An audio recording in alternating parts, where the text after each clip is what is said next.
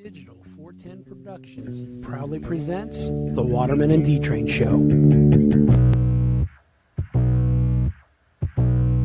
Digitized live from the ACT Computer Studios in Cape Coral, Florida, it's the Waterman and D-Train Show. What's up, OG5? Welcome to another episode of the Waterman and D-Train Show. Not just another episode, but episode 100. Woo! Believe it or not, we have made it to episode 100.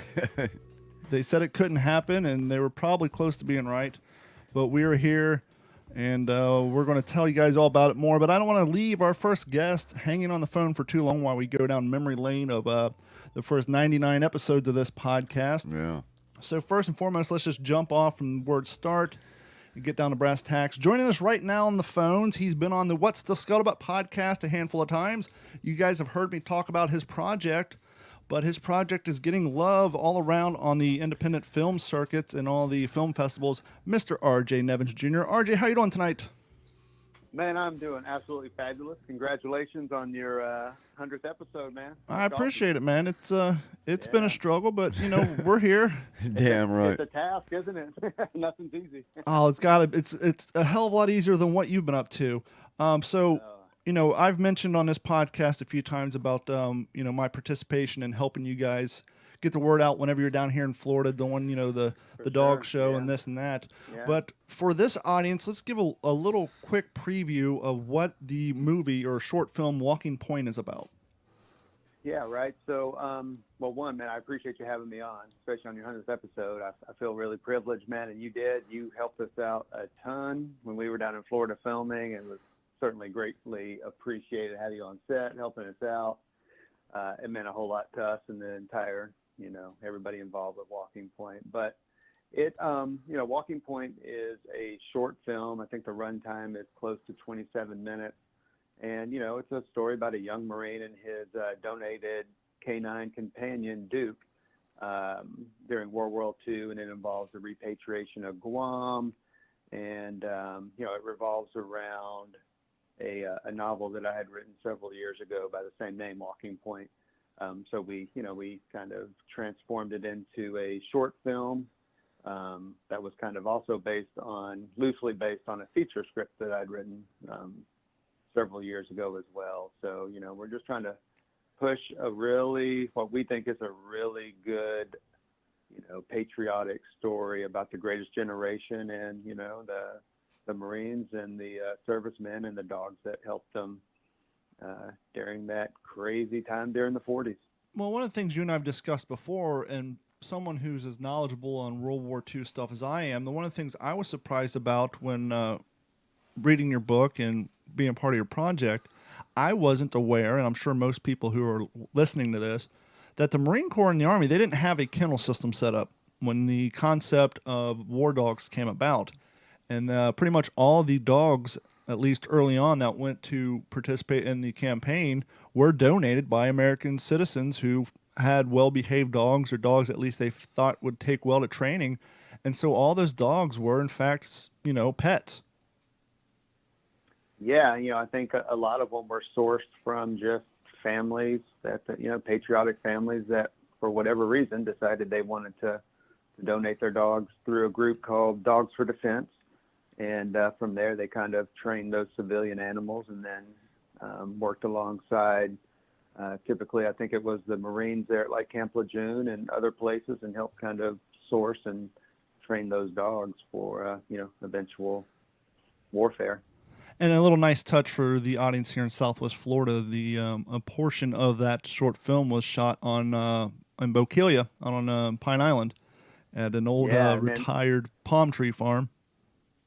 Yeah, and let me tell you, the folks at Palmco International, I think they're the largest wholesale palm tree kind of dealer in the North America, United States, man. But they had a wonderful place down there that we just kind of found and kind of sourced it through them, and actually worked through the owner of the grove, man. And everybody was just such a big help. And I think coming down there, while it was a whirlwind, but it was much needed location to give us the authenticity that we were kind of looking for. It's hard to find a jungle here in Texas, right, that has coconut palms and Absolutely. everything that you really need. Absolutely. We could do it with pine trees, but it's not the same. Yep. So, so Bukeelia was a great location, and we lucked out on that. And the whole town of Bukeelia and, Fort Myers and all that whole area through there they were wonderful to us. So what's the plan now? I know you guys have been doing the independent film circuit, and it's been getting good reviews. I know you guys just won a few awards at the Prison City Film Festival. You guys got best makeup, best cinematography, best music, best costume design. It seems like in the independent film, festival scene, the project is getting a lot of love. Yeah, I mean, we're really grateful for that. We have so we screened at the Prison City Film Festival. We were lucky enough to win some awards there, some technical awards that you just mentioned, which kind of go towards our crew, who just did an amazing job of setting up some very difficult scenes and working in tough environments for long hours. It just really means a lot. And then our musical score, which Eric Schroeder, who's a composer in LA, had a lot to do with that, and hooked us up with the Budapest Orchestra over in Hungary, who kind of scored some of our strings for us. And then we had some great friends of ours from Nashville, Cassandra and Jonathan, who are amazing musical artists, and they scored a song for us, just kind of wrote it for us out of the kindness of their heart for kind of our end scene that kind of brings everything to a big head there at the very end. They wrote this really beautiful, timely piece. It's real, just kind of brings everything together. And yeah, man, we're just very lucky to do that. And I think our next screening is in Asbury Park, New Jersey. I believe that is March 28th or 29th. It's that Sunday there at the Berkeley Hotel in Asbury Park for the part of the Garden State, the 18th annual Garden State Film Festival. So we're really looking forward to that. We'll have a lot of our cast there, and we're lucky enough to have Josiah Schreiber, who is nominated for Best Supporting Actor. Really? That's great news pretty for awesome him. Deal, and much deserved from him. He was such a joy to work with. He's an Atlanta-based actor who, in the world of indie film, they incur a lot of cost themselves, and just trouble and transportation and things like that. So I'm so excited that that stuff that he kind of dedicated to the project, that he's getting rewarded for that. So it means a lot to us, but hopefully it means a lot to him, which I'm sure it does. Oh, I'm sure it does. So is there a possibility that if this thing gets enough wind underneath it, that it may be something you might consider to do a longer version of, or is this just you guys happy with the product itself and you're just going through the circuit? Yeah, I mean, we're going to run it through the circuit for a little while, just because we had so much support, and a lot of folks donated money to the project when we were kind of crowdfunding and stuff like that, just from everywhere from around the country. So, we want to give it quite some time to make its way on the circuit and hopefully get picked up. There's a lot of competition to be shown at Sure. independent film festivals around the country. So, you just kind of hope you enter and hope you get selected, and hope you can, kind of reach an audience out there that has, that wants to see it and can go see it. And I mean, that's kind of the plan right now. And then after that, we're beginning the process of pitching it as like an 8-hour limited kind of series that expands so much on not just the Sure. feature script, but we can kind of put the book, because it was, it's obviously based off the novel that I'd written some time ago, and we want to tell the entire story, and it's hard to do that with just a short film. But we're using that as a proof of concept to hopefully invite some interest from some bigger studios or larger executive producers. Now, you have done a few projects in the past with Black 17 Productions as your production company.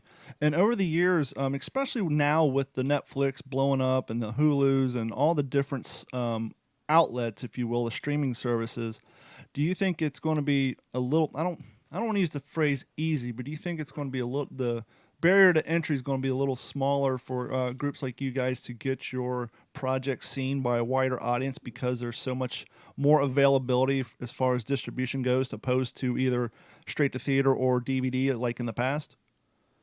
Yeah, I think it's kind of like a double-edged sword. You have more avenues to distribute your work. At the same time, it's almost anybody can go make movies now. You can spend $5,000 or $6,000 and have a fairly nice cinema camera and some nice prime lenses. Probably you dump some more money into it. Next thing you know, you've got a couple cameras and some sound equipment, and anybody can make a movie now.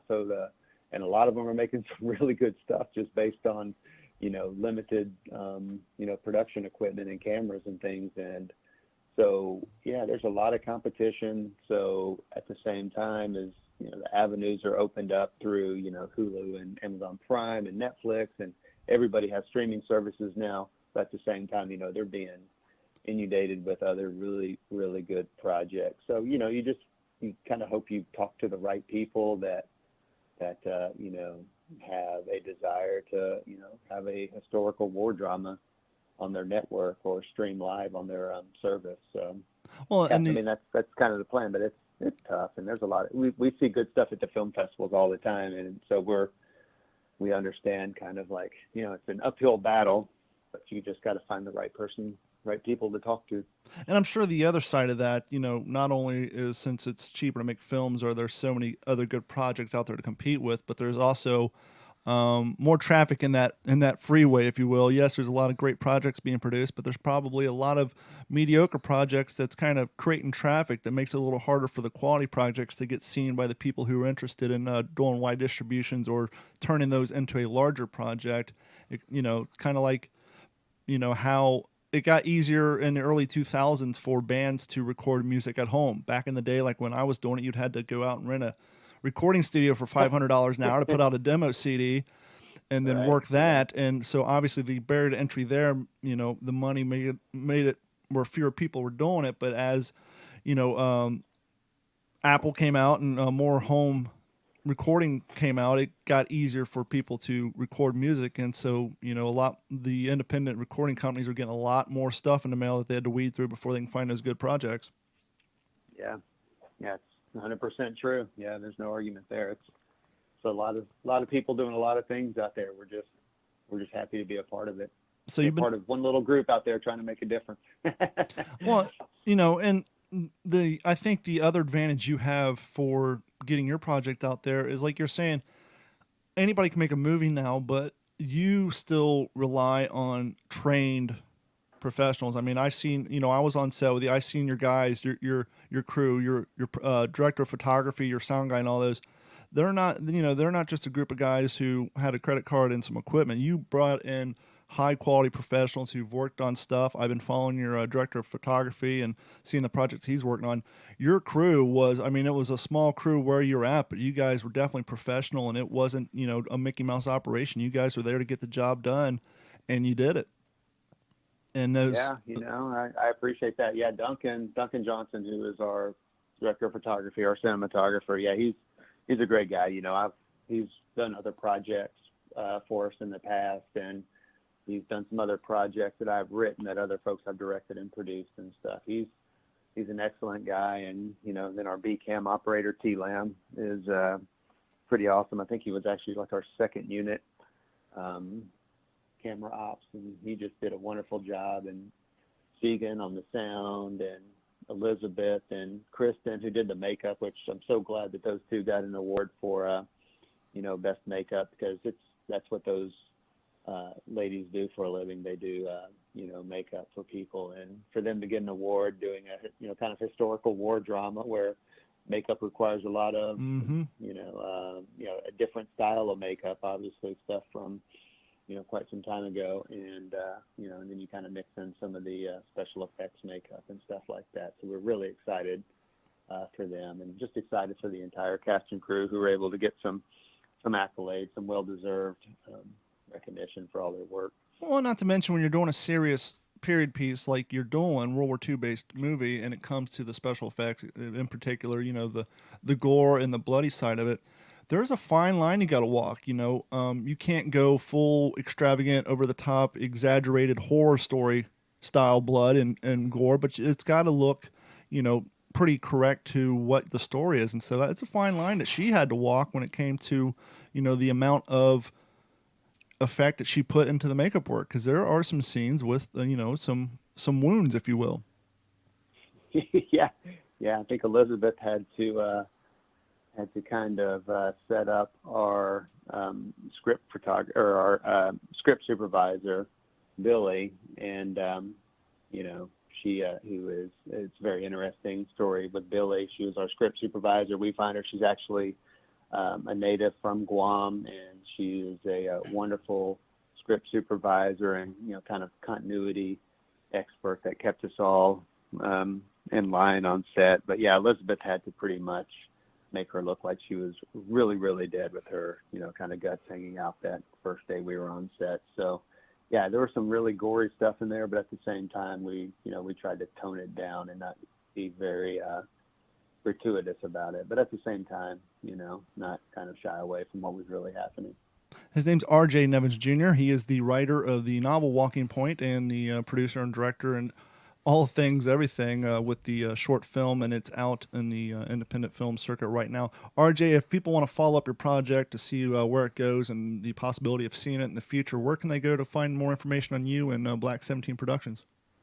Right, so you can find us just on social media at Walking Point the Movie, Instagram and Facebook, and anybody that's in the New Jersey, kind of New York area, Pennsylvania area that wants to make their way over to the Garden State Film Festival at the end of March here. We'd love to see you. We're kind of treating that as our world premiere. We'll have, our infamous shenanigans dog Duke on up there with us, as well as his handler Sergeant Ed Soares from Menlo Park out in California. They're going to be in attendance out there. Lou Wegner, who plays Private Markle in the film, is going to be there. Josiah will be there.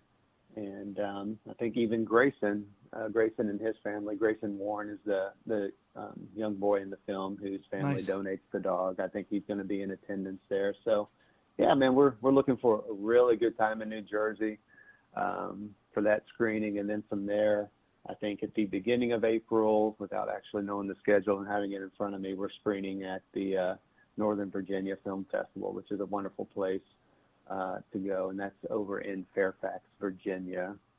And then we have another screening coming up in San Angelo, Texas, and hopefully we'll have quite a few more of those announcing here in the coming weeks. So yeah, you can follow us at Walking Point the Movie. We hope to see some people at some of the screenings. It's getting well received. We sit back and listen to the audience reaction sometimes, and it feels really good to hear the audiences react to your film, especially in certain parts where you're trying to evoke that emotion. But yeah, that's how you can see us and get in touch with us. And if anybody has any questions, feel free to message us or send us a DM or something like that. RJ, thank you so much as always, and I will talk to you soon, friend. All right, brother. I appreciate it. Not a problem. So that's it, man. I'll tell you what, that movie is really doing well, especially, it seems to be gaining a lot of traction from what I've just read online, man. Well, and the greatest thing about it is the cast and crew. And, I know I've talked about this at length on the What's the Scuttlebutt podcast, but the cast and crew, when they were down here, obviously it's a smaller production and they got a smaller crew. Josiah, the guy he said won nominee for Best Supporting Actor. Right. He, on the second day of the shoot, he had already wrapped. He had already done his part.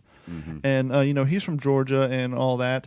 But so on the second day of the shoot, after he had already wrapped, instead of staying back at the cast house, he was out there in the palm grove helping in the out.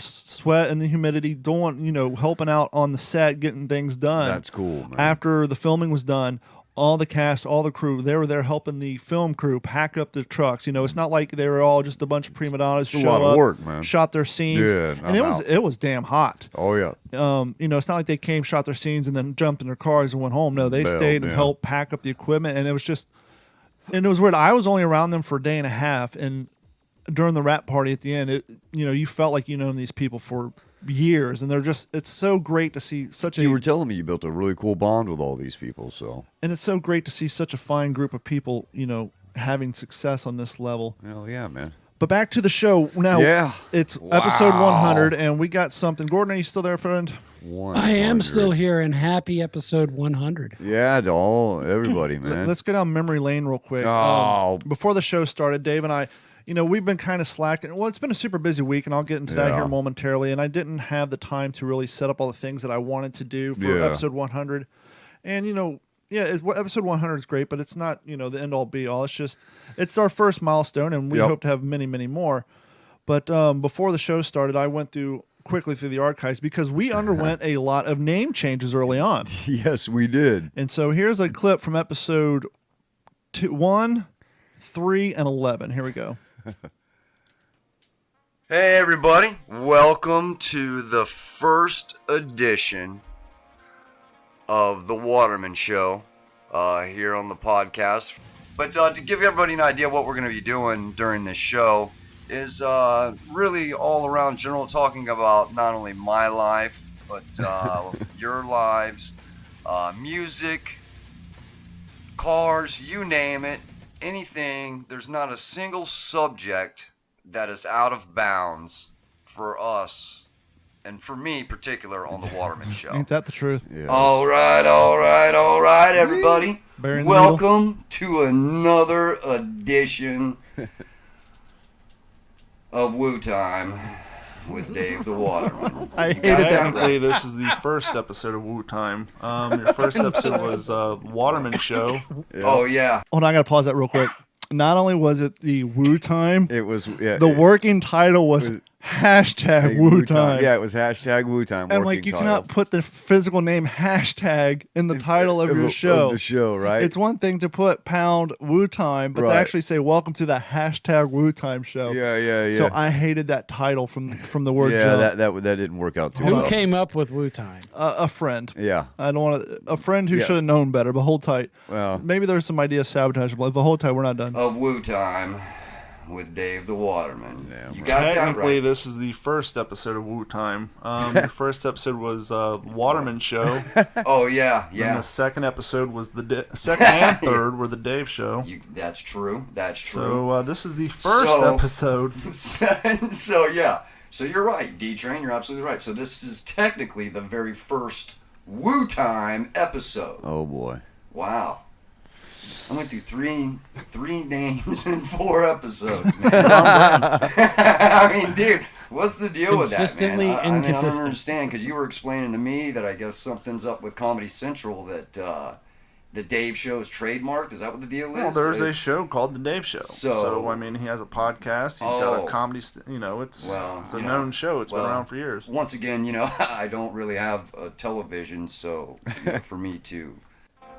And so Woo Time stuck around from episode 3 Digitized live to episode in 10. our smallish studio, 1B Here in we Cape go. Coral, Florida.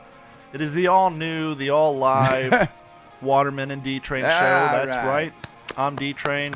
Waterman gets top billing, so here he is, Dave the Waterman. Here we go. So I guess technically, if the Waterman and D-Train show didn't start until episode 11, that we're not truly at episode 100, are but we? The We're at two of 89. us, Yeah, the two of us have- doing shows. Well, let me rephrase that. The one of us has been Right. here for 100 episodes. Yeah, true. You've missed about 6. Yep. But yeah, all in all, some form of this podcast has been going for 100 episodes We've reached now. 100. Yeah. And so you know. Dave and I celebrated before the show. I went out and I went down to Domino's Pizza Oh, bro. and I got us a marble brownie Oh, dude. and ate that. We enjoyed that, and that was a good time. Dude, those brownies are so good, man. So good. I don't know how these fast food restaurants, like these pizza places, do these Bulk. brownies. They put them on the. But it's just like so much sugar in them and stuff, man. They're just so good. So good. But Dave, what you don't understand is D-Train is sacrificing his diet for Yeah, the 100th episode. you guys can, if you follow the Bro, he'll run Digital tomorrow. 410 on YouTube, you'll know that I'm trying to cut down 7 pounds before the 14th just for my next Savage race. But go watch the video, or if you're an OG5 member, download the latest episode of the What's in Your Head podcast. We haven't done this in a while. I know there's a few people watching. Give us a call if you want to talk about episode 100 or maybe something we've done in the past. Yeah. This is going to be real embarrassing because no one's going to call, but we'll put the number out there anyhow. 239-232-4419. 232-4419. And I got to keep an eyeball on this because I had the volume turned down because it rings so loud. So let it ring if you're calling in. Hey, Gordon, I didn't have a chance to go back. Do you know vaguely what episode you joined? Because you've actually been around a lot longer than I thought. I want to say you've done. It's been over a year. So. Yeah, You've probably done 40 episodes or so, or maybe 30. No, shoot, man. 52 weeks in a year. If he's been over a year. Yeah, but we didn't. Well, there's been a couple times. We're 2 years and 2 months into this. We're just now hitting episode 100. So I'm thinking about halfway point. Yeah, on, we'll have to on go the back and episode check. 100. I tried to hook you up with a camera tonight. I got a third camera, but when I put it on the TV, you can see the reflection of the fan. What I really need to do is I'm your biggest fan. I need to swap our system around, but we finally got things going so good. I hate to fuck with it. Yeah. But in order to get your Skype onto the OBS, I either need to bring your Skype into this computer, which then I wouldn't be able to control your volume, or run OBS off of Dave's computer and then rely on Dave to switch the cameras. And we know how well that won't work. Oh, come on, dude. Oh, damn. Bro. I got a computer now, man. I'm learning some stuff. All right. Funny thing is, you haven't been drinking, and you sound like you used to back in episode. Dude, I haven't been drinking. That's my whole point. I haven't been drinking. You know what it is? You got this weird tone where it sounds like this. Well, hey, everybody. Welcome to the first edition. And those are cheap mics we were using at the time, too, so. Yeah, we've come a long way with the microphones and all that stuff. I've been drinking. Good God, man. Good God almighty. But, hey, man, I want to say something real quick. Dude, bro. First of all. Uh-huh. I came across a Radio Shack. Yeah, they're back. We talked about this. I know. Well, my dad literally lost his marbles. Because he wants to go out and buy a new Tandy? No, when he found out that Radio Shack was closing up everywhere, right? Yeah, they went out of business. But went out of business. Corporate is still out of business. They just basically, somebody bought the name and they're franchising it out to local owners. Okay. I was wondering because I haven't seen one in forever, and then all of a sudden we have one on Pine Island, and there's one on McGregor and Fort Myers. Okay, that's the one I saw. Was over on Pine Island. I went, oh my God, man, my dad's gonna have a total, freak out session because Radio Shack's back, and he can go get his diodes and stuff to fix it. No, you can't. That Radio Shack is still dead. They don't sell that sort of stuff anymore? No, they haven't sold that stuff in a long time. No, the modern day Radio Shack is basically a competitor to Batteries Plus. Oh, man. They still have cell phones and all that. They don't. I don't even think they really have cell phones. They're primarily kind of like a Batteries Plus. Okay. You can go in there and get. I've gotten universal power supplies for laptops. But you can go in there and buy cell phone chargers and all that. They still sell the batteries and all that. But I think they may have the RC cars. But no, I can't. I actually worked for Radio Shack back in the late 90s. I can't tell you when they pulled all the transistors, resistors, diodes, and all that stuff. That was the reason we went there, man, because we'd get those and resolder into the board and fix stuff, Nah, you can still go there and I don't even know if they I think the last Dolby Digital receiver I bought was from, I'll mute you while you're coughing, Gordon, was from Radio Shack, and you could buy stereo equipment there, but even that faded out. Oh, wow. Yeah, it's a shame if it's turned into, like you say, like a Batteries Plus, where you just get your computer and cell phone cords and all that sort of stuff. Well, you have to figure out a way to compete. Not only do you got to compete in modern day, you have to compete with Amazon. True. And so basically, you got to carry the things that. Yeah. It must be going around. You got to carry the things that people can't wait the 24 hours for Amazon Prime. Right. You need the emergency necessity item. Something, well, crap, my charger broke. I need one now. Need it now. Or my laptop, I got a meeting to go to. I can't wait for Amazon to deliver one tomorrow. Yeah. And so, when you have overhead, you have payroll and all that, you just can't carry the stuff that you used to carry because people can get that shit cheaper online. Yeah. And so in order to survive, you gotta change. It seems like the only place you can remotely find most of that stuff at is Fry's these days, and that's it. What's that? Find computer components. Oh, computer components. You go to Best Buy now, they don't even sell computer parts. They sell computer accessories. You're lucky if you find 2 power supplies, 1 video card, and some RAM. God, I haven't been in there forever, you can't go into a retail store and buy you're not, the days of going in there buying an empty computer case, buying a motherboard, processor, RAM, all that is gone. Because you can't compete with Amazon. There's just no way. Oh, that's crazy.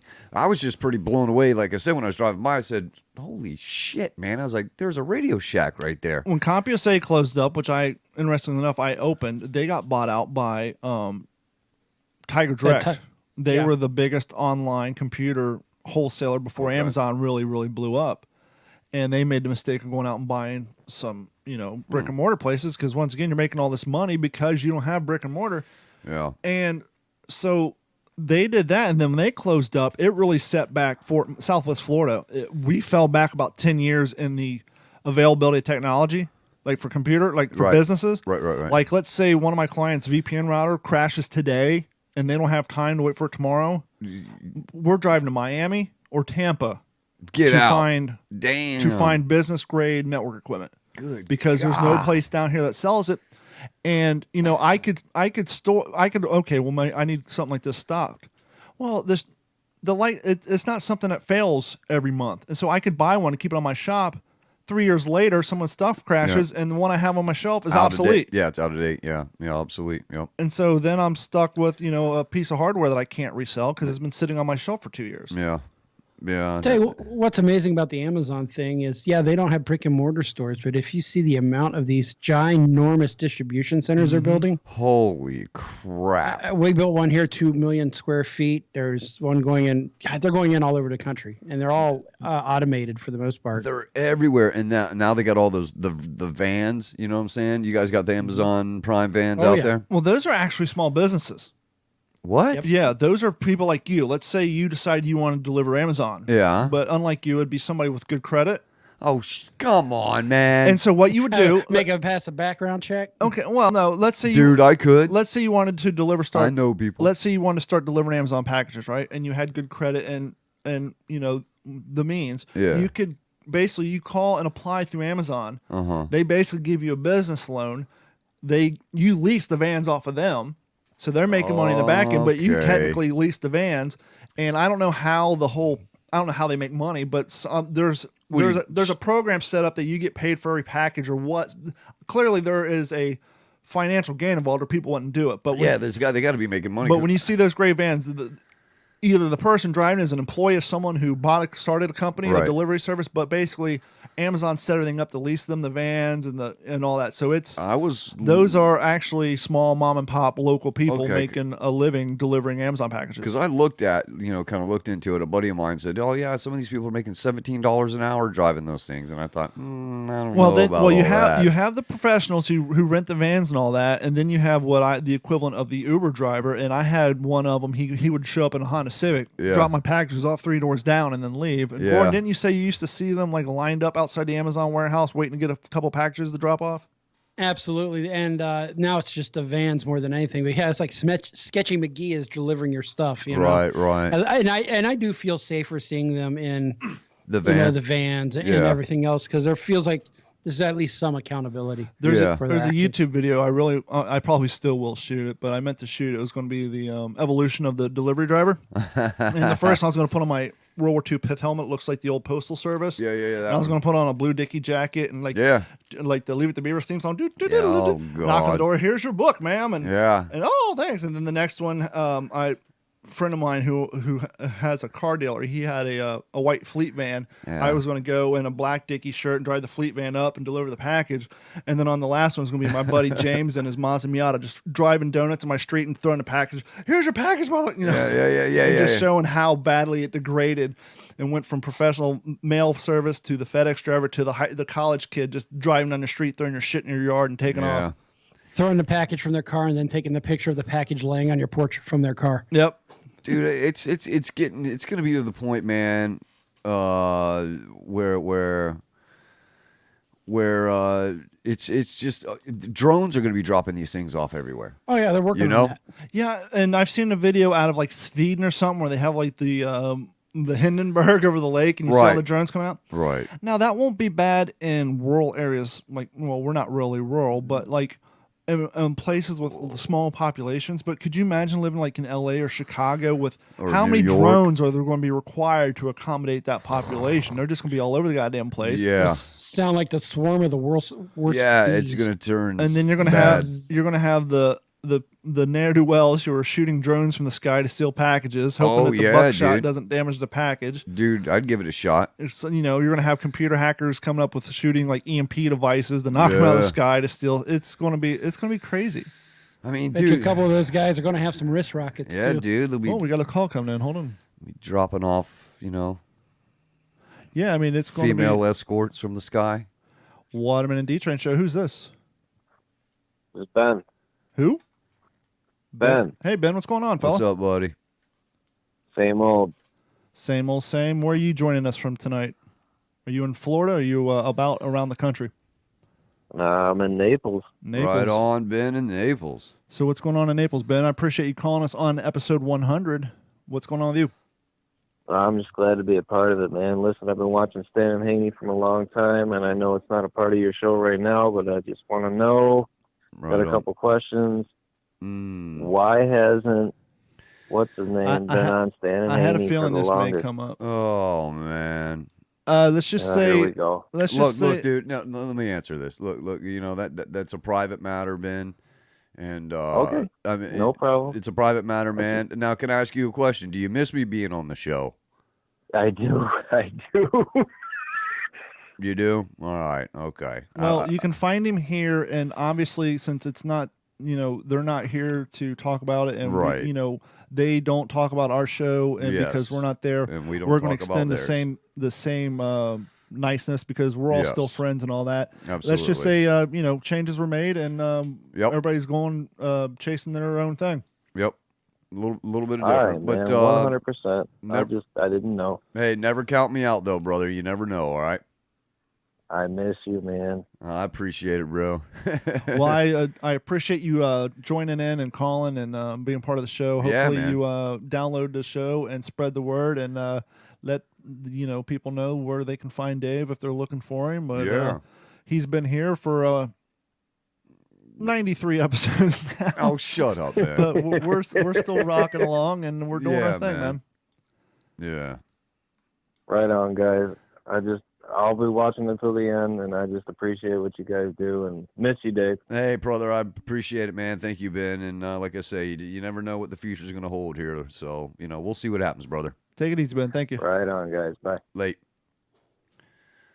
So you have I don't know do you want to get into the health thing or no? The health? Yeah, your health update. No, not really. I'd much rather get into Steven Spielberg's daughter getting into porn. Oh, Technically, is it porn or is it just? You guys heard about that? Yeah, she's doing cam yeah. shows, and it's their adopted daughter, and they're not happy about it. It's gonna get bad, man. I mean, dude, she's gonna go from cam to She's gonna doing go film, bro. Film, like she's doing a like Not like 8 lighting millimeter and gaffers Yeah, and not like directors of 8 photography. You mean she's this going, isn't Boogie Nights or something? she's only going out to L.A. with a guy with an iPhone and a couple of work lamps out of the garage and end up on YouPorn. Yeah, she probably will. And clearly she made the announcement to get people watching her stuff Right. because I haven't done the Google image search on her, but what I understand I have. that if you wouldn't know who she was, she probably would have a lesser audience because she's really not that appealing. She's all right. She's just got that super tight haircut with the curls, Okay. Let me to be fair, let me Google this child. Yeah, check her. Well, she's old. She's older. I mean, she's legal, so that's. We're at the point now where you type Steven Spielberg in Google, the second thing that pops up is Steven Spielberg's daughter. Yeah.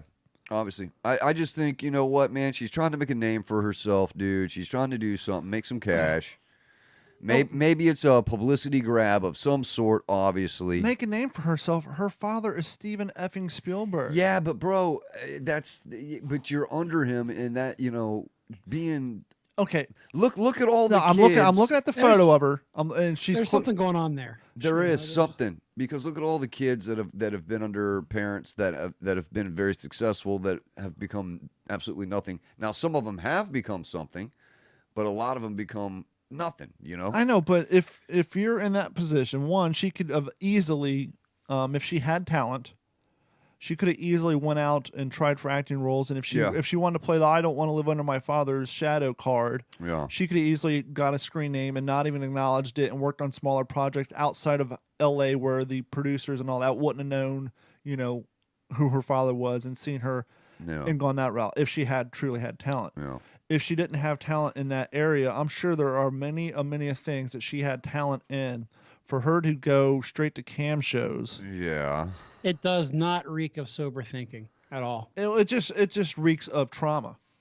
Yeah, of some sort. Yeah, but dude, God, man, bro, I'm gonna be honest with you guys. I've logged on to some of these shows, right? I'm sure you have. And I'm gonna be dead honest with you, man. These chicks are making money hand over fist. Yes, it is but so most insane. of those chicks, either they've had issues, sexual issues in the past. Of course. They're desperate. Of course. And very few of them are quote unquote artistic. Yeah, Steven Spielberg's daughter was adopted. She's had I don't know the history. I don't know if she was adopted as a baby, as an adolescent. I don't know the backstory there. But as far as being desperate and needing money, I don't think she needs it. Exactly. No. Her father has more money than the entire family could use. Oh my God, that guy. Years and years over and over. And so the question is what is the motivating factor to do cam shows when you have so many other options? Right. And so many different avenues, whether you want to acknowledge it because of your father or the money which he has. Right. But to do that to yourself and to from what it's kind of a dick move, because here you have somebody who brought you in, took care of you, decided that they wanted you, and he went out and adopted her. He decided that I want you part of my life. And now, I know a lot of 18, 19, I don't know how old this chick is. I know a lot of people, they don't have sober thinking early on. But I fail to believe that she's so naive that she didn't think that this would have some sort of negative tarnishment on his namesake. And to go that route after everything he's done for us, just a dick move. Well, from what I'm understanding, him and, I forget his wife. Was it Kate Blanchett or something? I don't know. Oh God, man! But what I'm saying is, what I'm understanding is they are being a little bit more receptive. Kate Capshaw. Kate Capshaw, as they're being a little bit more receptive to it than. Well, they have to fucking be. We're in 2020 now, where you can't judge anybody, especially when it comes to anything sexual related. Yeah, you're Gotta right. Be woke, yo. I mean, if we weren't in the super woke society, God, you know how many people claim that they would be down for this who aren't, but they got to, and so to appease that audience, they don't need the cancel society come after them because they're not quote unquote supporting their daughter's life choices. It's not like she's coming out of the closet or saying she wants to transition. She's getting naked and I assume doing things to her body on camera for money. Yeah. We'll see. I mean, I as soon as she fires it up, I'm gonna have to, check it out. It's not gonna be free. So where are you gonna get that credit card? What are you talking about? It ain't gonna be free. She ain't gonna do shit for free, man. Bro, I know how to get into things. All right. Gotcha. Put it to you that way. All right. That's all I gotta say. We've talked in the past, and this is a very controversial stance. Oh hell! And that's my stance on the preconceived notion or false sanitation by the use of gloves in the restaurant kitchen. Oh yeah, absolutely. And I have personally said, it's a joke. I know people don't believe me when I say this, but I would rather them not wear the gloves when they're preparing my food. And people's like, that's gross. That's sick. Yeah. It's not gross and it's not sick if you've ever stopped, collaborated, and listened. Mm-hmm. No, if you've ever stopped and watched. We were at a place, I'll say the name of the place because I sat on a conference call, a sales call, and this place is more than happy for you to badmouth their competition, so I'll say the name of the place. I was at Steak and Shake on the other day. And sadly, I just finished my meal, and it was a good meal. But I was looking around waiting for my waitress to bring me her our receipt. Yeah. And I'm sitting close to the kitchen. Yeah. And there's a guy on the grill. He drops the bun down. Yeah. And the guy who makes the sandwiches has on his plastic gloves. And he bends down. He opens a drawer that's 8, maybe 12 inches off the floor. Pulls the handle out. Gets some, I think, buns or something out of there. Now, you know damn well, I told Carrie, I said, if I went and ran my finger into that handle slot, I'm sure there's funk and grease. Oh, So he puts his glove in there, makes the food, doesn't change the glove, opening drawers, touching things, bringing up dish things. But here's the creme de la creme. You know what he does, Gordon? What does he do? You know what a hood filter is, don't you? Yeah, he keeps those on and he changes the hood filter. So for those of you who've never worked in fast food, the blowers or the vacuum above the grill and the deep fryers are called hoods, and they have these metal grates. They're called hood filters, and that's where the grease collects. And if you're a good, cleanly place, you clean them. And so he's wearing this. He hasn't changed his gloves in the 5 minutes I've been watching him, and now I'm checking out, and I'm not even putting in my pin code correctly because he takes down all the hoods, same gloves, stacking them up. They're greasy.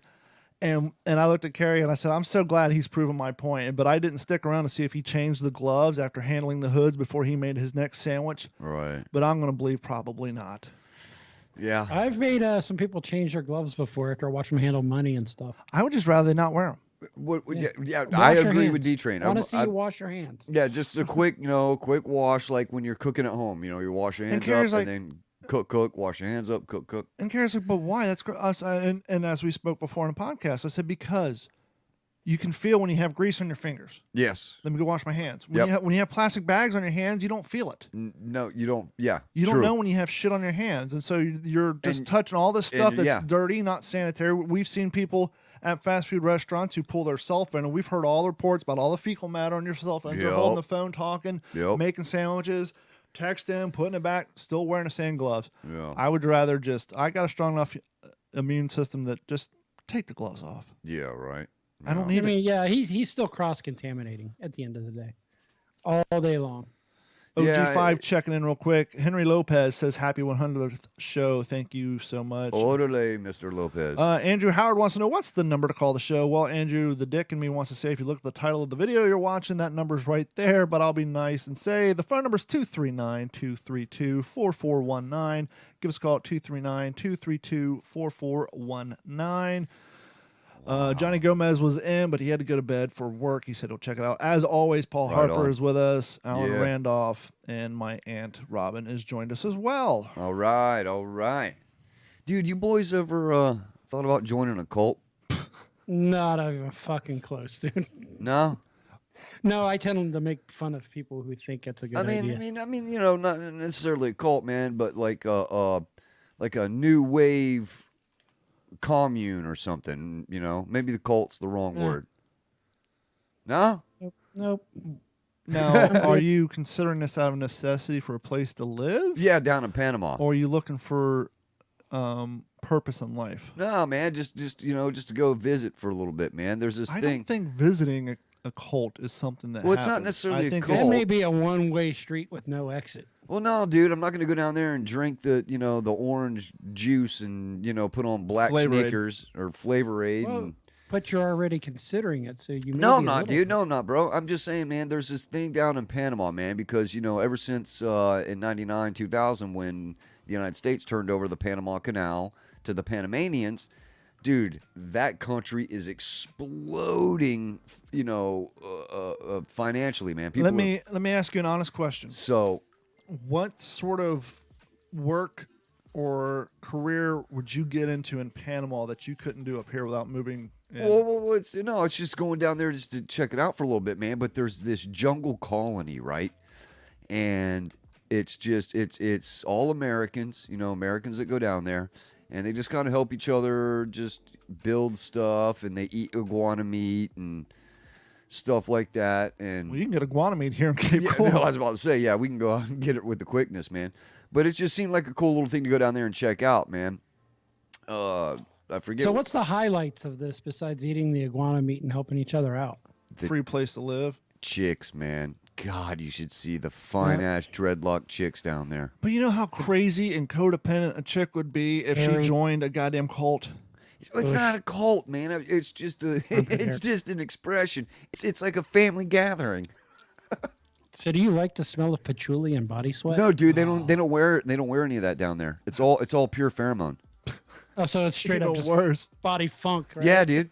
Pure armpit pheromone. hairs. Yeah, bro, and they got this little river. I was checking it out, Need a man. machete for the bush. Yeah, oh, bro, man, they got fresh water, bro. They got this nice little river that you bathe in and stuff. But anyways, I was just thinking about it, man, because of that stupid building I've been riding by over by Alico Road that looks like a damn cult building, but I found out it's a dog wash.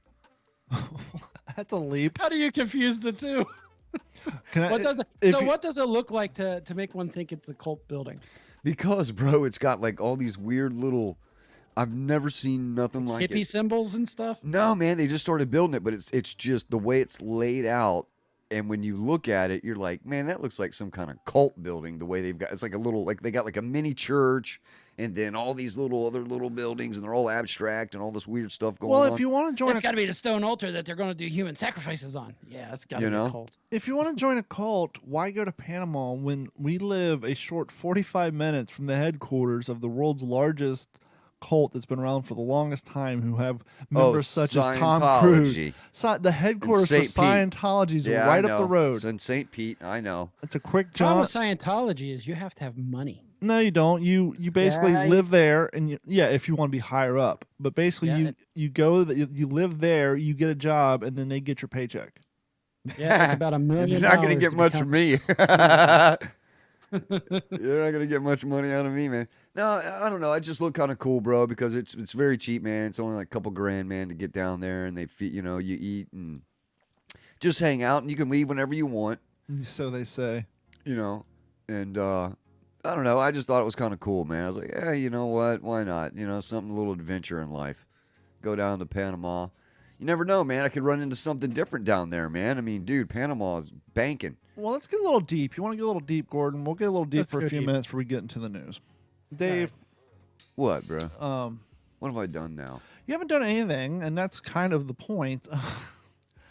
Here on episode 100, we want to start working on your betterment. We started this maybe around episode 20, but we want to try to help you help yourself through small things. Now, not to go too behind the scenes, but before we went on the air last week, you were a little down in the dumps, and you were making some comments and this and that and the other thing. Yeah, it's been that way. And since then, I've heard an interview with an interesting cat whose job it is to go around to like football teams and basketball teams, and he's a motivational speaker, but he doesn't talk about positivity. He talks about being neutral, maintaining a neutral feel. And he was saying that research has shown when you verbalize something negative, there's nothing wrong with thinking it, but when you verbalize it, it's 70 times more likely to happen. Oh, yeah.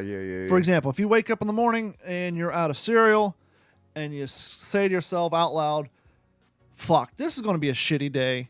Oh, yeah. It's 70 more than likely it's going to be it's 70% more likely to be shitty instead of you saying, well, I guess I'm going to need to get more cereal today. I'll put it on the list. Yeah. And so what it comes down to is it's insane of how much influence just saying something to yourself can have on your day. True. And, and I used to be the same way. If you go back and look at some of the old YouTube videos of me ranting and raving in my truck cab, I was bitching a lot about a lot of stuff. And I've D-Train was Downer Don for a very, very long time. Yeah.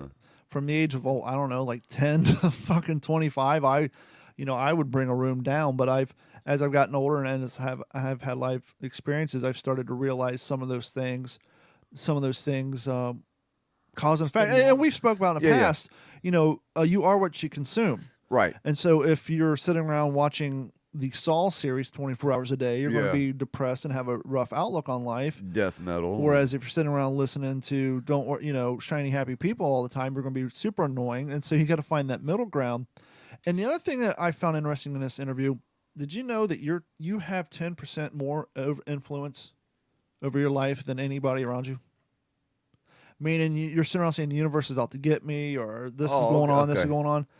Yeah, I mean, if you feel someone in your life is having a negative impact on you, just think to yourself that you have 10 times more impact than even that one person you think is causing all the problems in your life. Right. And so if you think that person is having this huge negative effect on your life, you got to figure out how you're giving them more than 10 times the power over your life than you're controlling for yourself. Yeah,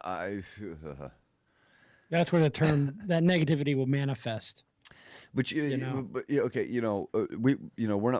we're not going to talk about it now. Sure. Okay, because there's one thing that is coming up. It's coming up on Tuesday. Yeah, and there are certain things health-wise that you can't control. Yeah, that I'm in a very dire strait right now. But there are people who have been in that situation who credit positive attitude or healing. neutral attitude to healing. To healing. Whereas yes, if you have and here's another thing and it kind of doesn't make sense. Well, how can a negative outlook affect your health, or how can stress affect your health? And I don't know all the numbers. I'm not a scholar, but I heard another interview a while back. It was very interesting. It was this college professor on behavioral and psychological shit. And basically what they're explaining, the reason people who are stressed out have more health problems than someone who's happier is because when you're stressing out, your body takes the hormones and the white blood cells and all that usually fight off against illness and this and that and redirect it to whatever's causing the stress level to try to minimize that anxiety. And kind of the example she gave is back in the day, back when we're all still out in the woods fending for ourselves, anxiety and depression and all that didn't exist that much because you're worried about surviving. How depressed are you going to be when you're being chased by a bear? Not depressed because your body's fighting for my life. Your body is taking those resources and allocating it. Damn right. But in that same situation, what would happen is when you outran that bear and your body is redirecting all of your hormones and all that to running, you're more likely to come down with a cold or the flu for the next 4 or 5 days because all of your body's white blood cells now were not being allocated to protect you from disease and all that. It's all being redirected to getting your ass away from the bear. And so it's just crazy how something as simple as thought and depression can in fact actually have a negative impact on one's health. Oh, absolutely. Well, let's look at Mark Carricker. Okay. There is a guy who is, he's devastated. He's got some cancer going on, as D-Train knows. He's actually got a YouTube channel called Homemade Everything. And he has, for the most part, attacked this thing with as much positivity as he can. Now, just a little background. Anybody who ever watches Demo Ranch, it's a YouTube channel. Guy shoots up a lot of stuff. His brother has a channel, like Gordon said, called Homemade Everything. Yeah.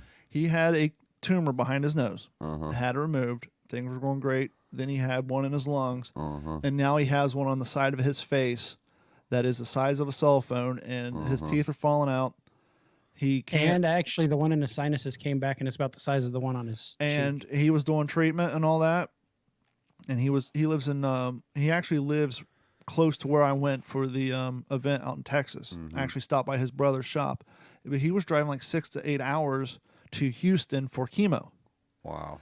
And it got to the point where the chemo wasn't helping, and so he decided that instead of spending 3 days a week in a hospital away from his kids, that he would stop treatment and dedicate all of his time to being around his family. And even though he knows he's dying, he's trying to have the best positive outlook, not only for himself, but for the people around him. Yeah. His kids, his wife. He wants their memories of his last year on Earth to be as positive as possible. Yeah. Yeah. And up to recently, he is on home hospice care, but up to recently this last week, he was actually working on rebuilding an old historic tractor. Unfortunately, he can't complete that anymore, and he's handed off to some good friends. But he's a good example of the power of positive thinking. You're dealt the world's shittiest hand, but you've got to persevere as best you can. Yeah. And to be quite honest with you, not to get too gloomy on episode 100, but no, man, we're all dying. Oh, of course, absolutely. We're all getting older. We're all dying. We all have our time. And when we're younger and we have hormones in our bodies and we're more angry, and some of us take a negative out, like I did for years. People watching this who knew me from back in Grove City kind of knew me as depressing downer. And because when you're young, you think life is long and it sucks and blah blah blah. But as you get older and you have more life experiences, you realize this is my one trip, and it could last another 40 years, or I could die tomorrow in a fucking car accident. And so you got to ask yourself how you want to spend this time on your one trip on this fucking ride. Yeah. And even if you're dealt a shitty hand, make the best of it. Do you want to make it completely horrible or go with the flow. We got another call coming in. All right. Let me turn up the volume here. Let's take one more here. Waterman and D-Train Show. Who's this?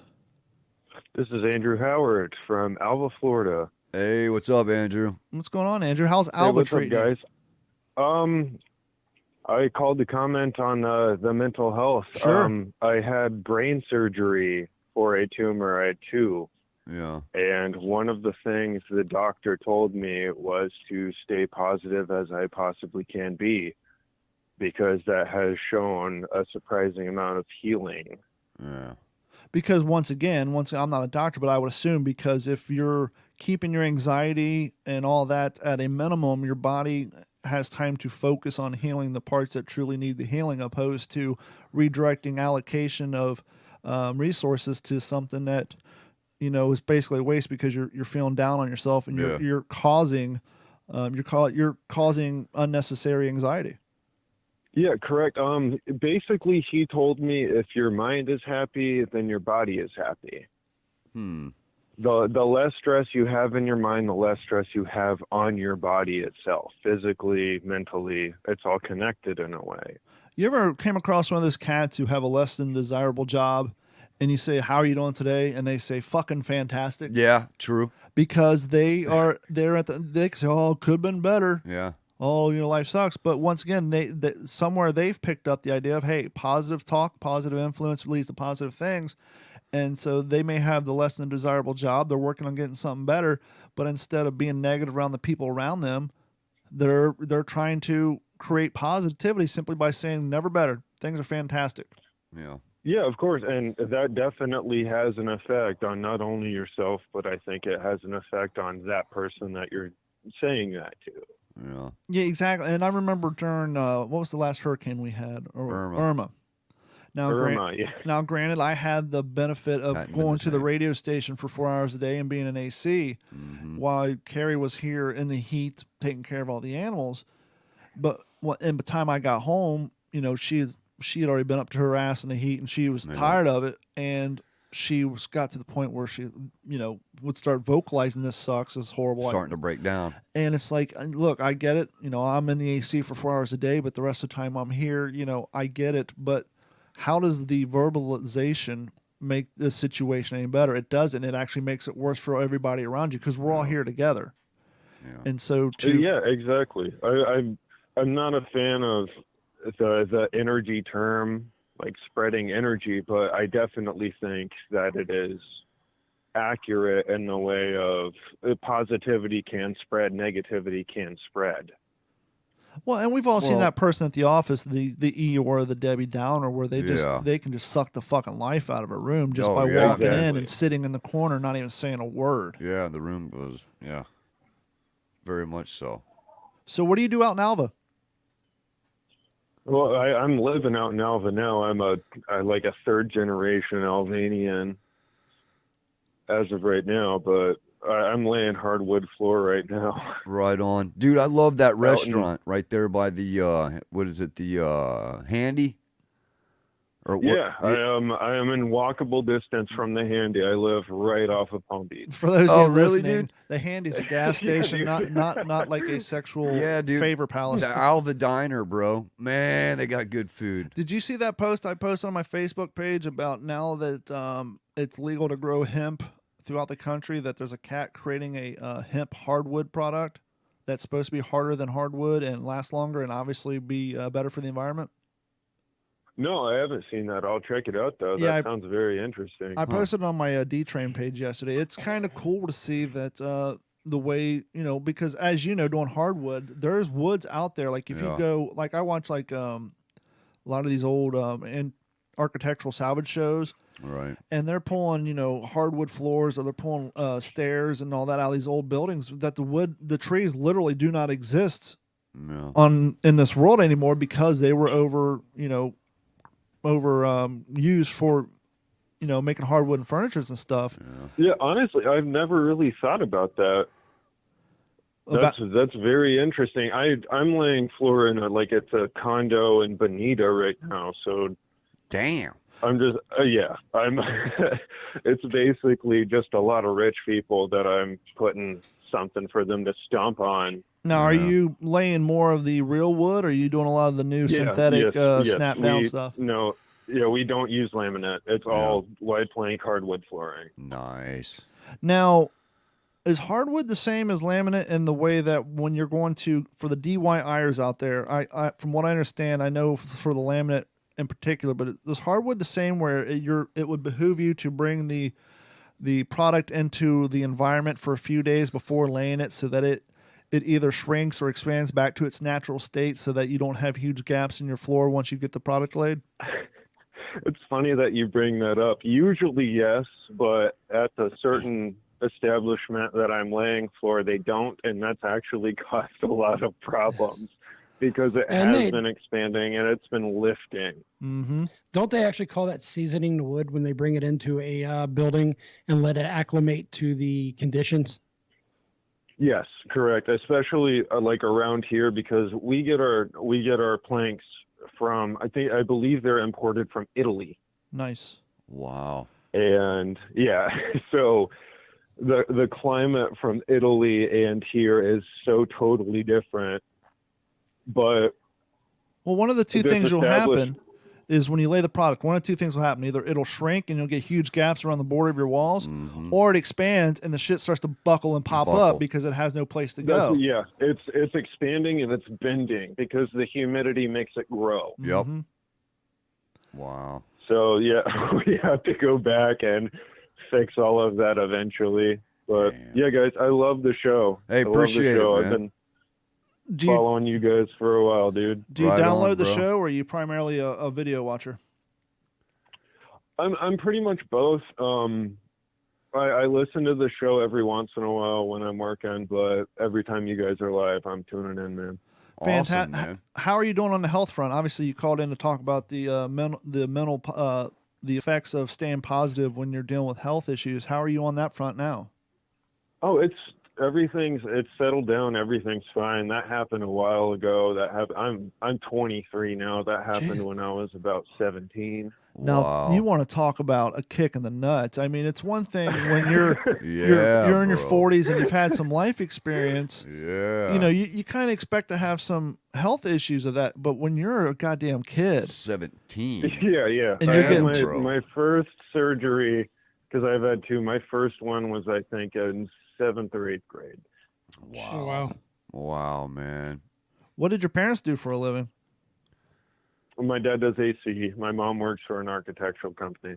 And so I would assume, luckily for you, that due to especially the architectural and all that they had quality insurance to help soften the blow of that. Whereas if they were in a ways where they didn't have quality insurance, there's programs out there, but there's a likelihood that some of those medical treatments may have not been available to you.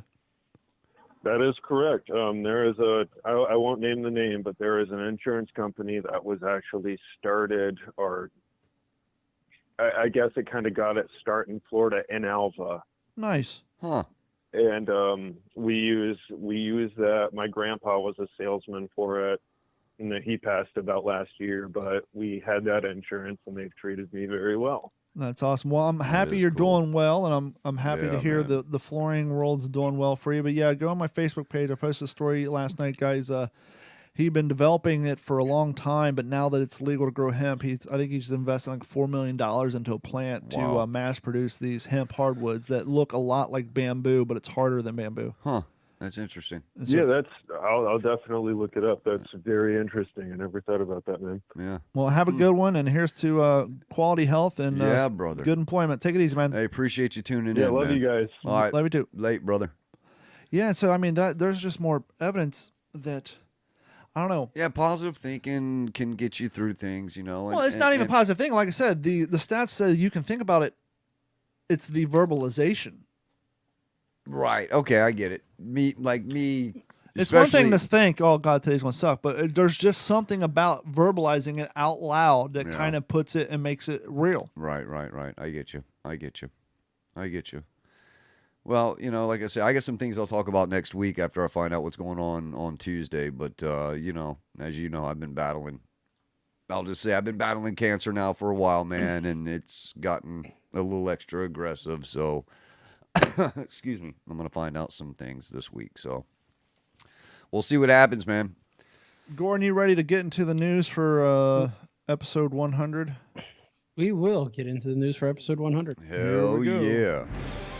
Joining us now from the Digital 410 West News Desk in Las Vegas, Nevada, Gordon Abernathy. Gordon, how you doing tonight? I'm doing all right. So I've been combing the news, and as Comb we know, the it's full desert. of... We're combing the desert. Funny thing, We're we ain't found combing the anything, desert, sir. looking for We good ain't found stories. shit. Yeah, the only shit we're finding is about coronavirus, which we all are up to our necks in. The political crap that's going on and how it's affecting stuff. So my newscast is going to be a little more animal-centric today. All right. Animal-centric? Like we're going to watch cat videos? Yeah, dude. Possibly. Quite possibly. But first, how would you feel if you discovered an 8-foot-long beehive in your apartment ceiling or your house ceiling? I've seen that before. I'd freak out. I've had a similar issue. The house that I was renting before... No? Wait a minute. Check that.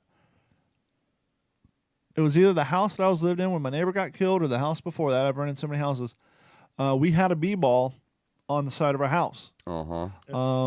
It basically something happened to the hive and they were in transit and they found a small gap behind the sconce. Right. And there was a huge, I mean, you couldn't even see the damn sconce, the damn light. This bee ball was probably, I would say, maybe 4 foot tall by 3 foot wide. And you're like, well, what the hell do I do? Yeah. What would you do in that situation? I call my neighbor, dude, because he's a beekeeper. Well, that's kind of what I did. I didn't want to just like kill them because we know honeybees are in a bad way. And I can't remember. It was either through the station or somehow. Long story short, someone got me a card for a beekeeper, and they came and they put a box out there and they smoked it. They found the queen. Yeah. And they literally had the entire thing gone and relocated by the end of the day.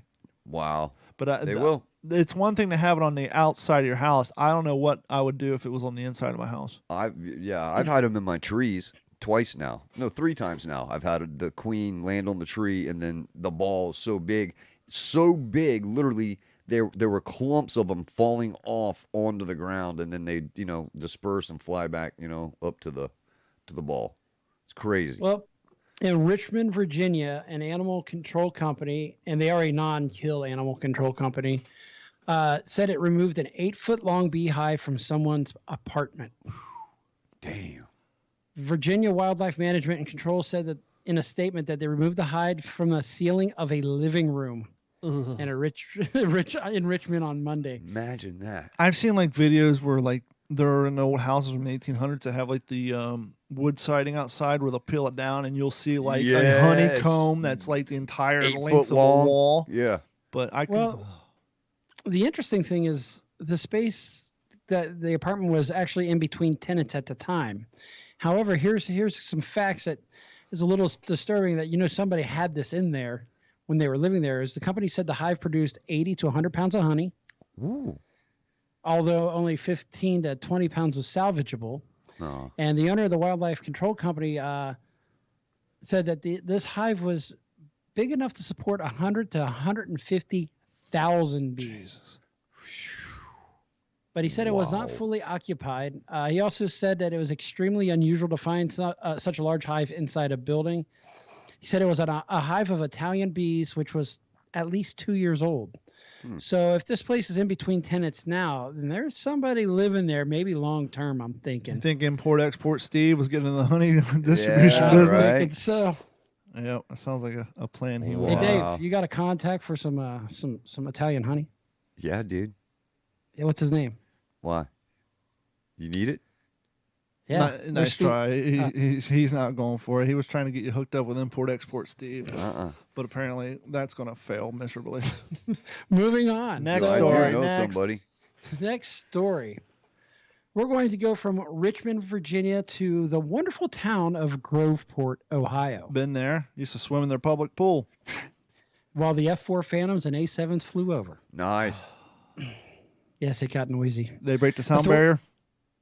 No, never. It's just noisy. Anyway, authorities in Ohio have seized say an never. alligator. An alligator that What? was being kept in a basement of a home in Groveport, Ohio. I'm sure it was probably picked up by Import-Export Steve. He took it up north and sold it. Yeah, I mean it's Import-Export Steve's busy, isn't he? Hey, man, whatever you can take to make a coin. damn gator in the basement. Well, I mean, we know I have a family member who catches iguanas, and his neighbor sells them to pet stores up north. So it's not too hard to say that there's some black market pet store up there that sold some guy an alligator, and he put it in his basement. True. Yep. But my question is, what led them to the house? What were they To there find for? the gator, yeah. Is it a meth house? Unfortunately, the story is very short on details there, but they do state that the owner of this 25-year-old reptile did not have an exotic animal permit. Of course and not. voluntarily surrendered the animal. Because evidently Import-Export Steve did not get him hooked up on the exotic animal permit. Hey, man, Steve happens. here. My job is to get you the animal. Paperwork, that's on you. You damn right. I don't But get what involved about in the paperwork. permit, man? Look, That's do I on look you. like a federal officer to you? Yeah. I got Yeah, the but animal. what if I slip you get an the extra paper. That's $1,000? Can- not can what you I help me do. out? That's not my job. My job is to No. get you the product. Damn right. Just like But if you said that- let's say hypothetically you're wanting a firearm. Are you trying to say it's my job to help you get a concealed weapon permit? No, my job is to get you said firearm. My job is to get you said alligator. And my job is to get you said mothballs, get rid of your breeding snakes. Damn right. What about them honeybees? I'm looking for some honeybees. Well, the problem is I'm mite allergic. Ah. One good sting and I end up in the hospital. So my cousin Biff, Oh God. Big B Biff, he handles the B side, but I don't mess too much with that because I just can't risk it because I ain't got insurance. And one good sting, Hell yeah. I swell up like a holiday ham. Big B's Biff. Big Biff B's Big B's B-side. Biff. There's a mouthful. All right. So That's what she anyway, what's nice is this American alligator was taken to an animal sanctuary in Myrtle Beach, South Carolina. Oh, okay, that's good. Yeah, there you go. That's a move from Groveport, Ohio. Yeah, we used to go to their public pool. And I remember at the time the Dairy Queen there. I had some friends who lived in Groveport. But don't say never, because when I did go to elementary school at Hamilton South Elementary off of Rickenbacker Air Force Base, someone did break the sound barrier and the whole damn school rattled like a tin can. Oh, yeah. It's the craziest thing ever. That's And they cool. usually don't advise breaking sound barriers over public places. But they did it. Yep. Yes, they did. Now we're going to skip down to Port Richey, Florida. Nice. Yep, right up the way. Dude, you used to be able to And- buy monkeys on the street corner there. Is that where this they isn't filmed the about Tarzan? monkeys. Huh? Where did they film the Tarzan movie back in the 70s and they left the monkeys on the island and they're still there today? Isn't that in Kissimmee somewhere? I don't know exactly where, but there's a place in Florida like back in the 50s or 60s they filmed Yes. Tarzan and they brought in monkeys. Yes. And one or two of them got out, and to this day around that area there are wild monkeys. Yep. Who throw stuff They're at you. there, and you used to be able to drive. When you'd come south, you used to be able to drive at the orange stands would sell monkeys, so you could buy oranges and monkeys at the same time. In fact, my monkey Mike, before he, Is he friends with Import-Export Steve and Big Beef Biff? I think so. But my monkey Mike, man, he was a real pain in the ass because he unscrewed all the light bulbs, dude, and threw them. Oh, that's right. Your grandmother bought one for you, didn't she? Yeah, dude, and then unscrewed all the light bulbs in the house, dude. Kept unscrewing all and breaking everything, dude. Little bastard. And he was probably far stronger than anybody in that house. No, he was one of those little spider monkeys, man. Little small little bastard. He'd crap in his hand and throw it at you, little bastard. I had a client. That's where you learned it. When I first got into computers, Shut I had up. a client who lived on a boat with his spider monkey. Yeah. And I was working on his laptop. And I was like, what the fuck's all over? He's like, probably monkey poop. I was like, Yeah, that's gross. those things He are- did give me a bottle of Blackstrack rum as a tip. Yeah, those things are bad. Those things are bad. That's when we tied the goose on the two geese we had on the bumper of the car when we were taking a trip. What do you got on your next story, Gordon? Next story is in Port Richey, Florida. It's the one last animal type story. All A right. rescued jet skier says he lost ski saving a bird. What? Apparently, and there's that drop. Go ahead, Don. Oh, yeah, we forgot about that. A missing Florida jet skier took refuge in a stilt house after he lost his water scooter while attempting to save a bird caught in a wire. So he fell off his wave runner? And had Nah, he bailed from it to go save the bird. but he had to What? swim to a stilt house? Yeah, so the question my question is with current and tide at this point. But Cole Torrent, 28, borrowed a friend's jet ski, not even his own, and launched it at around 1 p.m. Tuesday. He was reported missing by the evening by the same friend, not Fred, who could be Fred, according to He's an news asshole, outlets. The search began at Miller's Bayou in Port Richey.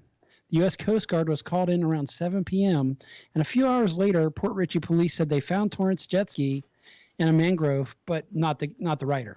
Ugh. 12 hours later, Pasco, I wonder if this ended up on my feed. County. Pasco County Sheriff's Office found Torrent by helicopter Wednesday morning. He was waving for them from a stilt house near the mouth of the, I'm going to try this, Pithlachatsky River. Got me.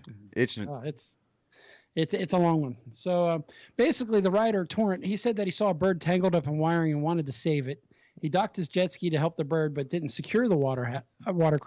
Dumbass. Thus, it drifted away from him. Torrent said he tried to swim out to get it, but got tired because of the heavy current. So he swam to the empty stilt house and broke into it. Said the house had a space heater and a tarp, which helps keep him warm. I'm good to go. Speaking of dumb people, I was walking out of a store today, right? And there was like one of those smaller Cadillac SUVs backing out. Yeah. And another newer car backing out. Yeah. And I'm watching them, and I'm watching them getting closer. And they like almost hit. I put my hand. I was like, "Whoa, stop!" Yeah, yeah.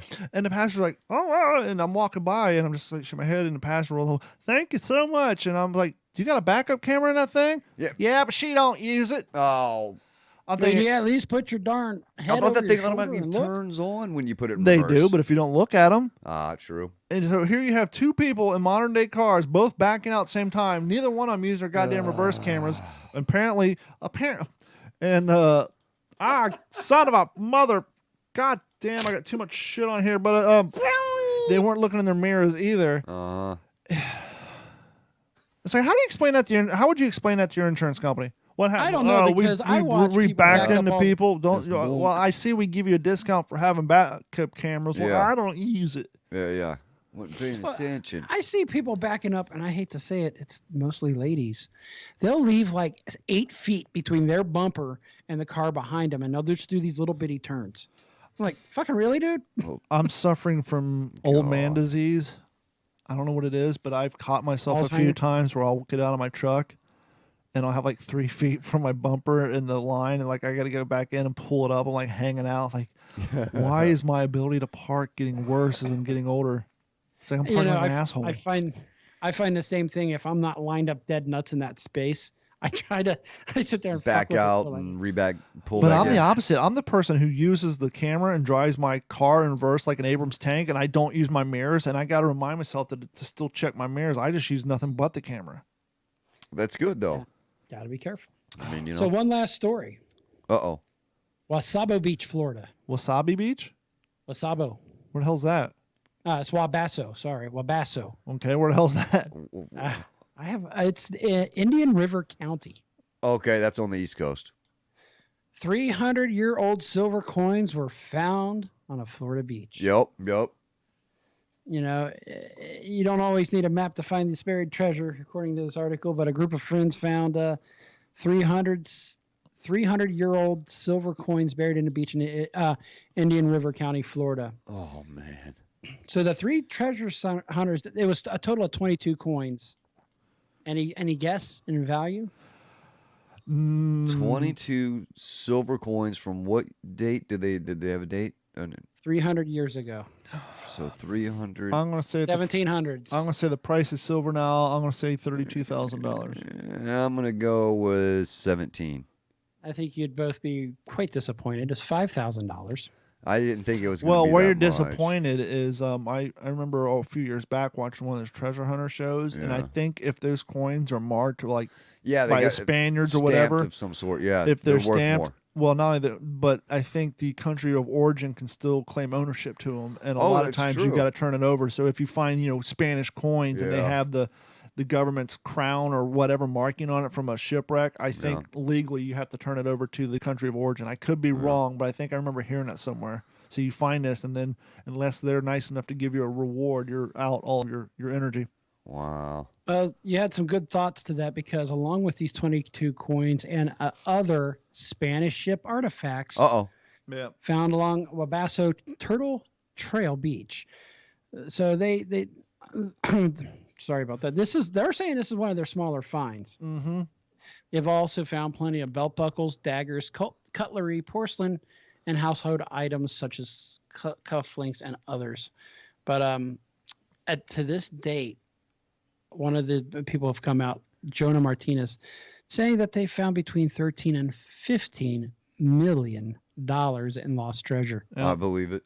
You know, I saw another one, Import Export Steve's investment opportunities, and it confused me. So I was pulling out of a parking lot of a shopping center today. Yeah. And I saw a bandit sign that says, "We buy diabetic testing strips." I've seen that too. Who the hell are they advertising Used? to? That's my question. This isn't a bandit sign in front of a medical distribution company where they're trying to get an in. This is in front of fucking Publix. Yeah, yeah. It's just like little street signs, like garage sale things that they post up. Buy diabetic strips. Yeah. But who is there like somebody on Medicare who's getting so many diabetic testing strips? It's kind of like me with my Dollar Shave Club where I open my cabinet and all these goddamn cartridges fall. What am I going to do with all these diabetic strips? Yeah. Who are they? Who are they fuck they buying them from? Dollar Diabetic Strip Club. Yeah, I mean, you're diabetic. You need those things. I know, but this isn't a piece of cardboard this is a professionally printed up bandit sign. Yeah. We buy diabetic test strips. From who? Who knows? I got 3 left. The last month's supply. I'll give them to you for 50 cents. Who knows? Who are you buying diabetic test strips from? I have. That's a weird one, man. Import Export Steve, apparently. Apparently.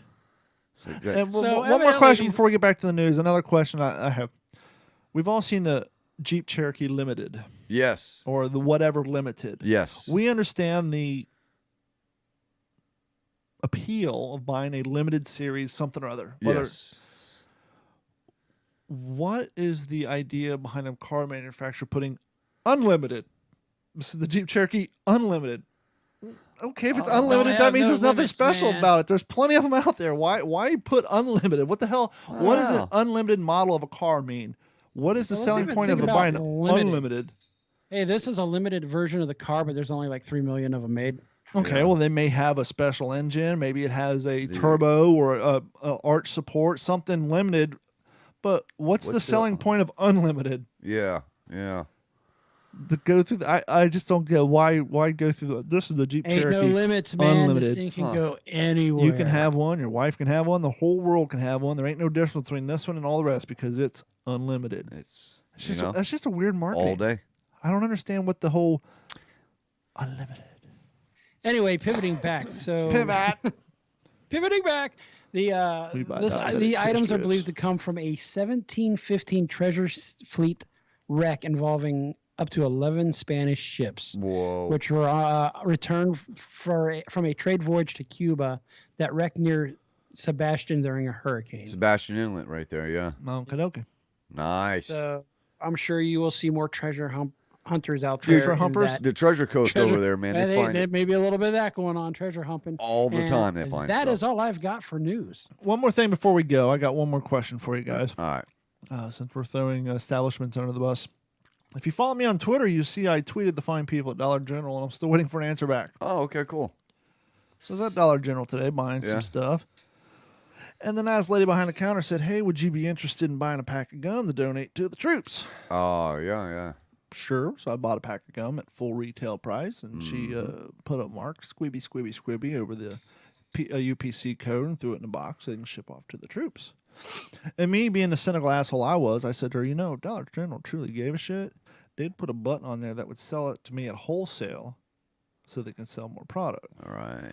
So then I got to thinking. And here's what I tweeted the fine people at Dollar General, and I'm waiting for a tweet back.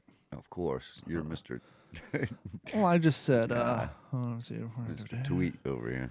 I just simply said, at Dollar General, just purchase gum to, quote, donate to troops via your program. Mm-hmm. Interesting part, I paid full retail for said item. So I donate and you keep the margins, question mark? Ah. Or do you donate the money you make on the items being donated? Just a question. Very good because question. if you're doing a charitable thing, you're not keeping, and you're selling items to be sold that is going to be put in a box and sent overseas. Yeah. But you're selling it at full retail. Yes, it's a 99-cent pack of gum, but gum has high margin in it. That's why every damn place sells so much candy, because it's a high margin item. So are you truly doing this because you care or because you're looking to move some high margin items? Right. Damn. Now, a personally reasonable, a reasonable response that would come back that I would buy would be, dear D-Train, we selling those at retail price so that we can take the margins in which you speak to pay for the labor that it takes to redirect said candies to overseas and something of that nature. Or, yes, we do take the profits made from those and donate them to the USO or Wounded Warriors or something. But I just thought it was interesting that they're having their employees ask every single customer if they want to buy an item to donate to the troops, but said items being sold at full retail price so they get their markup, thus increasing their sales. Or even if they matched. Yeah. Yeah, that'd be cool. Pack of gum for pack of gum. Yeah, that'd be cool. Something like that. But yeah, or just put a button. This is a donation. So now instead of paying $1, you're paying 35 cents. Yep. And now you would move more product because, let's face it, there's a certain clientele who goes to the Dollar General. A lot of them don't have expendable income. That extra $1, they may not, that may come out of their budget for the can of soup for tomorrow night. And so they may not be able to, as sad as that sounds, but a lot of the people who visit that sort of place may not be able to afford that extra $1.50 to donate. And so by selling it to them at wholesale, you would be able to move more product that doesn't cost you anything out of pocket because it's the wholesale side is being paid for, but you are then getting your mission accomplished by getting more products over to the troops that you feel are lacking on product. Yeah. Wow, man. But I don't know. I'm just cynical, and I just thought it was... It good, struck me as odd that you want me to quote-unquote donate something, but you're selling it to me at full retail price. Well, ladies and gentlemen, episode 100 is in the can. 100, brother. We could have went all out and got strippers in here and all that, but we don't have the money for that. Yeah, we could have had a big, Hooters wing party. Dave and I had some brownie cake from Domino's Pizza. Damn right, I'm going to take a piece with me, too. And by the way, for those of you who care, yesterday was round 2 of Nuggets History Fair. If you want to find out how she did on that, I'm not going to bore the audience here with it. You can either listen to next week's episode of the What's the Scuttlebutt podcast, or you can go to Patreon and sign up for Patreon and get access to the What's in Your Head podcast. And by the way, we almost forgot, this episode of the Waterman and D-Train Show, episode 100, is brought to you by our friends at Computers. Computers has been providing IT solutions around Southwest Florida for a hell of a lot longer than this podcast has been around. But give them a call right now, and this is super important because I did recently have a client who did get some ransomware. Back up that data, back it up, make sure it's safe. It's 7 cents a gig per month for the entire year of 2020. Give them a call, 239-283-1120, act-capecoral.com, or if you need some computer repair, regardless of where you're at, as long as you have internet, they can access your computer and help you with minor issues. And if they find it's something hardware related, they would suggest you find a local computer guy in your area. But give them a call, 239-283-1120, say the word podcast, and get your data backed up. Get your peace of mind backed up for 7 cents a gig per month. That way, if you get ransomware, hard drive crash, what have you, after you get your computer back up and running, you can have all your important stuff back. Oh, yeah. So please go to Patreon, sign up for the Patreon. Waterman D-Train Show stickers, we're still in beta testing. We're testing them out on the OG5. We had some material issues, but we're getting those worked out. So they'll be available soon. And the new Waterman and D-Train Show and consistently inconsistent t-shirts will be up and available on our website here soon. Go to d-410.com. Gordon, where can people find you? I can be found on Twitter at Abernathy Gordon, on Facebook at Gordon -D410, and on Instagram at Aegis1974. Or if you can't remember all that, go to d-410.com, click on the Waterman and D-Train Show, and then click on the social tab, and it'll take you to a page that has a link to all of our social media and what have you.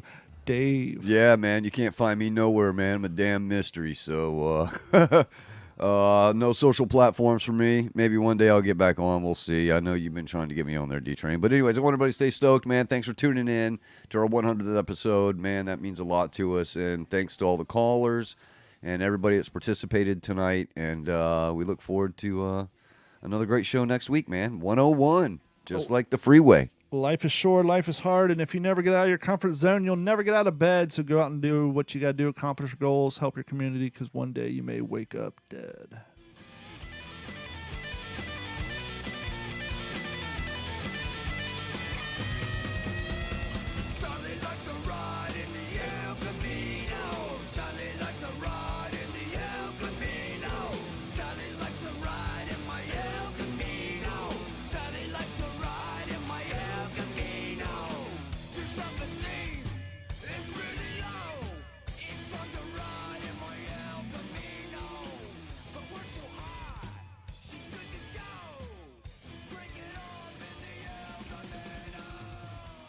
This has been a Digital 410 production.